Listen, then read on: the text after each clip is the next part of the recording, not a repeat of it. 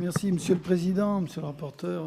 Chers collègues, le projet de loi d'approbation des comptes de la sécurité sociale pour 2025 vient clore l'exercice de nos administrations de sécurité sociale. Conçu sur le modèle des lois de règlement, il nous permet d'isoler l'examen du passé avant d'envisager ensuite les budgets de l'automne. C'est un impératif de méthode. On ne peut pas bâtir l'avenir sans solder le passé.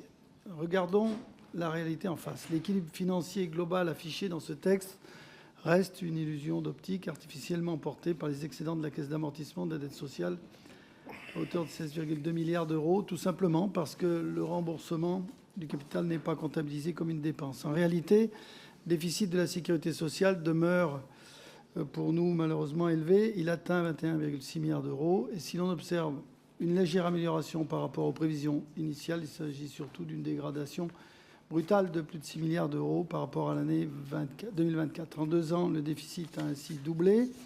Notre groupe appelle donc à une réelle vigilance absolue. Ce déficit est structurel et se concentre sur 2 piliers de notre modèle. Bien sûr, la branche maladie déficitaire de 17,2 milliards d'euros et la branche vieillesse dont le déficit atteint 6,3 milliards d'euros. Face à une dette sociale accumulée qui culmine à plus de 100 milliards, nous devons entendre les alertes de la Cour des comptes. Alors, pour revenir à l'équilibre d'ici 2030, celle-ci estime qu'un effort de 6 milliards d'euros d'économie par an est indispensable. Elle préconise notamment ainsi d'améliorer le recouvrement des franchises, de renforcer la lutte contre la fraude et de rendre la dépense de santé plus efficiente grâce à un plan pluriannuel de transformation de l'offre de soins.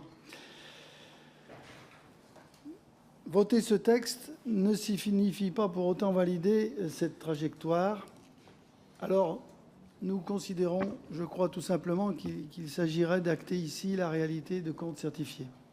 C'est le point de vue que nous défendons et c'est le préalable indispensable, selon nous, au débat budgétaire de l'automne qui sont devant nous.